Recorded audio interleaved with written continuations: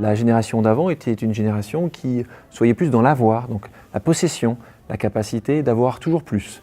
La génération qui arrive est une génération qui se voit plus dans l'être, donc partage plutôt qu'autre chose. Et quand vous dites ça, vous voyez qu'il y a une génération qui a une quête de sens totalement différente. Une transaction à sens unique, c'est un modèle dépassé. Et c'est vrai qu'on se rend compte que ce soit au niveau des investissements dans notre vie de tous les jours, mais également au niveau philanthropique, la volonté c'est vraiment d'arriver ensemble à un but commun et de pouvoir promouvoir une vision qui soit la plus inclusive possible. On donne toujours pour les mêmes raisons, les causes restent multiples, mais au fond la manière dont on donne a vraiment changé aujourd'hui. On a plus de possibilités, on a plus d'outils et ces générations, et la jeune génération en particulier, utilise ces outils et ces processus de plus en plus. Les aînés ont une approche assez individualiste finalement de la philanthropie et les jeunes ont plutôt une approche assez collégiale et assez fédératrice de la philanthropie. Ma famille a toujours pratiqué une philanthropie qui est très liée à leur famille au Liban. Leur manière de faire est toujours adaptée à aujourd'hui et je pense que la mienne est aussi adaptée et en fait il faut un peu de tout pour qu'à la fin ça marche. Je pense que c'est juste une manière d'aider parce qu'ils étaient plus proches de ces gens-là. Ils se sentaient peut-être responsables d'avoir pu partir au moment de la guerre, alors que moi j'avais un lien avec la philanthropie qui est plus basé sur trop avoir et donner à ceux qui n'ont pas assez. La jeune génération a effectivement, je pense qu'on peut dire qu'ils ont cette approche entrepreneuriale de la philanthropie parce qu'ils ne sont pas simplement des donateurs.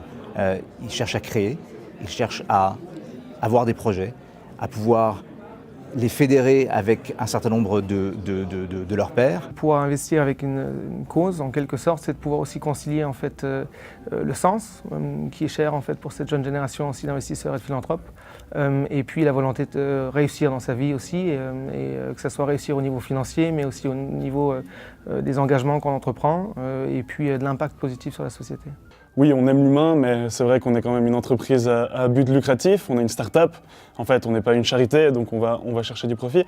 Et comment ça change, c'est qu'en fait, grâce à la technologie aujourd'hui, on a pu faire quelque chose qui aurait été impossible il y a même 15 ans, c'est de prendre des artisans, des marques artisanales avec peu de moyens et de leur permettre de vendre en ligne sur notre plateforme et de toucher de nouvelles personnes. Il y a de grands écarts entre les très riches et tout le reste du monde. Et ces écarts feront des violences si on n'arrive pas à trouver un moyen de lier les gens, de leur donner au-dessus du pain quotidien. Voilà pourquoi je crois dans les arts, la musique, tous les arts, l'art d'être, l'art de devenir, tous les arts, pour transformer l'être humain, parce qu'il faut bien. Pour prendre un exemple de cette manière dont la philanthropie peut se faire, je pense au Ella Fund qui est hébergé à la Swiss Philanthropy Foundation.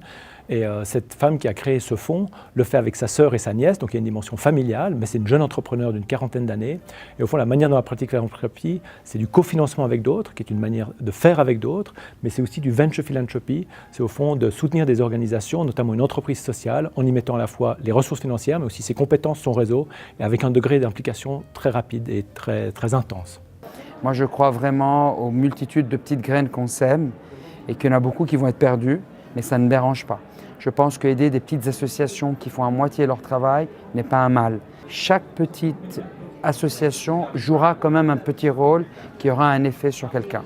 Et pour moi, c'est là où l'importance de l'impact, beaucoup plus que de surimpacter un projet unique. La nouvelle génération, comment elle fait de la philanthropie, c'est qu'elle va chercher des outils qui n'existaient pas il y a 10 ans, la technologie. Aujourd'hui, les gens s'adaptent parce qu'ils veulent justement continuer à parler avec, ou à embaucher, ou à vendre des produits. Et à partir de là, il faut comprendre comment vous allez fonctionner. Et vous, ça va être potentiellement les moins de 30 ans.